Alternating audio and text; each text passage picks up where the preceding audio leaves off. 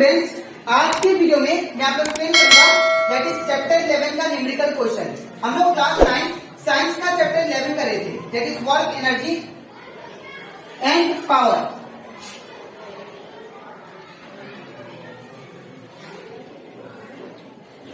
Work, energy and power. इसके पिछले video में मैंने आपको एक्सप्लेन किया था that is work, energy and power का जितना भी दैट इज टॉपिक था उसको मैंने आप लोग को डिटेल में एक्सप्लेन कर दिया। ठीक है, तो अगर आपको सारा topic work, energy and power का अच्छे से सीखना है तो आप लोग उसको मेरे यूट्यूब चैनल में जाकर उसको देख सकते हो। ठीक है, इसी के साथ साथ अभी तक मैंने क्लास 9 साइंस का चैप्टर 1, चैप्टर 2, चैप्टर 3 और चैप्टर दैट इज 8, चैप्टर 9 और chapter that is 10 and chapter 11 and chapter 12, इन सभी चैप्टर का जितना भी टॉपिक था वो इन सभी चैप्टर का हर एक टॉपिक मैंने आप लोग को डिटेल में एक्सप्लेन किया है। ठीक है, और इसी के साथ साथ मैंने आप लोग को चैप्टर 8 और 9 का मैंने आप लोग को न्यूमेरिकल क्वेश्चन जितना भी था एनसीईआरटी बुक में वो सारा एक्सप्लेन कर दिया है। ठीक है, तो अगर आपको सारा क्वेश्चन अच्छे से सीखना है तो आप लोग उसको मेरे यूट्यूब चैनल में जाकर देख सकते हो। ठीक है, मैंने हर एक चैप्टर का प्लेलिस्ट बना के अपलोड कर दिया है। ठीक है, तो स्टार्ट करता छुट्टा। यहाँ पे हम लोग को बोला जा रहा है that is a pair of block exert a force of 140 Newton on A plough, the field being plough. अब यहाँ पे बोला जा रहा है एक ब्लॉक से यहाँ पे एक्सर्ट कितना फोर्स एक्सर्ट कर रहा है 140 न्यूटन। ठीक है, ऑन ए किसमें, प्लाउ में। ठीक है, आप लोग देखे होंगे जब हम लोग खेती करते तो खेती करते समय जो दैट इज गाय होता है, गाय की गले में एक प्लाव लगा होता है, ऐसा कुछ होता है, ऐसा कुछ होता है। ठीक है, ये प्लाव से एक प्लाव के ऊपर 140 न्यूटन फोर्स लग रहा है और यहाँ पे जो प्लाव है कितना मीटर चला, दैट इज 15 मीटर लॉन्ग। ये जो प्लाव है the field being plough is 15 metre.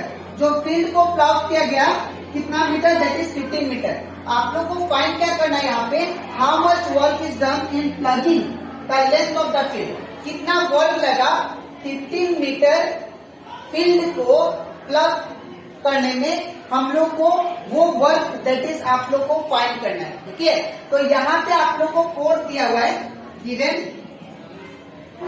ये जो न्यूटन है ये किसका यूनिट है, फोर्स का। तो यहाँ पे आपको फोर्स दिया है कितना, that is 140 Newton.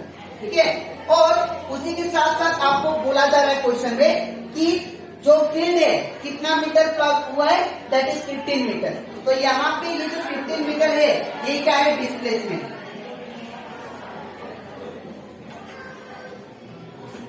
Displacement is equal to कितना दिया, दैट इज 15 मीटर। ठीक है, अब हमें क्या फाइंड करना है, that is work.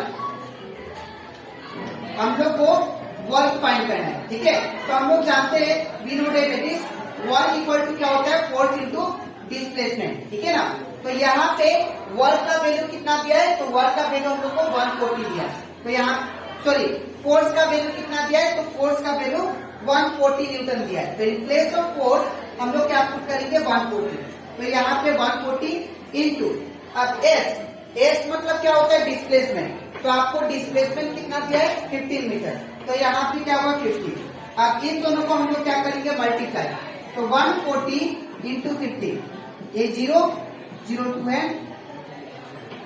7 0 4 1 0 0 2, that is 2100।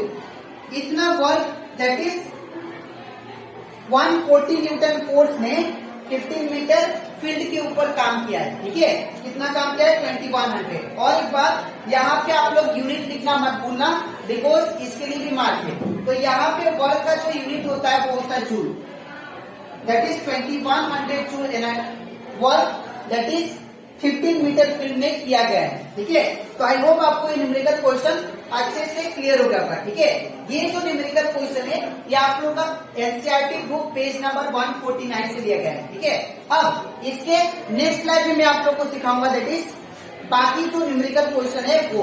ठीक है, इसके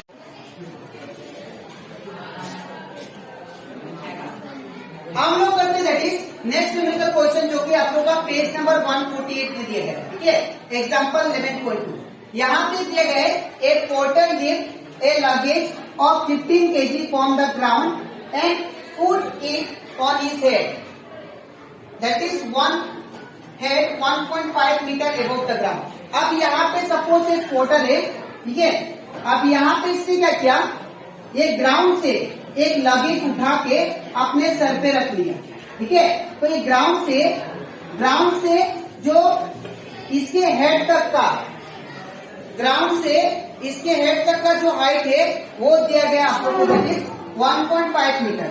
तो हाइट कितना है 1.5 मीटर। ठीक है, तो एक पोर्टर है जो कि लगेज को उठाया दैट इज ग्राउंड से अपने हेड तक। ठीक है, और वो दैट इज लगेज का जो मास है वो आपको दिया गया है, लगेज का मास m इक्वल टू 15 kg। ठीक है, आप ये 15 kg लगेज को अपने सर पे उठा लिया, दैट इज ग्राउंड से लेके इसका सर तक का जो हाइट है वो कितना है 1.5 मीटर, और ये हाइट को हम लोग क्या मानेंगे, डिस्प्लेसमेंट। ठीक है, अब इसमें क्या बोला, calculate the work done by him on the luggage. तो दैट इज पोर्टर ने लगेज के ऊपर कितना काम किया वो आपको निकालना है। ठीक है, तो सबसे पहले हम लोग क्या करेंगे, यहाँ पे गिवन लिखेंगे, गिवन दिया गया यहाँ पे दैट इज मास कितना दिया 15 kg, तो यहाँ पे मास कितना दैट इज 15 kg, और यहाँ पे डिस्प्लेसमेंट कितना दिया है, तो डिस्प्लेसमेंट 1.5 मीटर। ठीक है, तो डिस्प्लेसमेंट कितना S equal to 1.5 metre.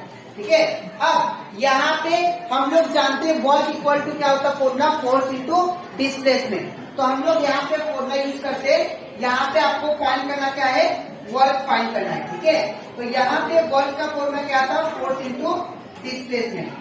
Since यहाँ पे फोर्स नहीं दिया है तो यहाँ पे जो कॉन्सेप्ट यूज होगा, यहाँ पे हम लोग जानते हैं according to Newton second law F equal to क्या होता है, ma। ठीक है ना, अगर F इक्वल टू ma होता है और F इक्वल टू क्या लिख सकते हैं m, और अगर ग्रेविटी का बात आए तो यहाँ पे a का जगह पे क्या लग जाता है g।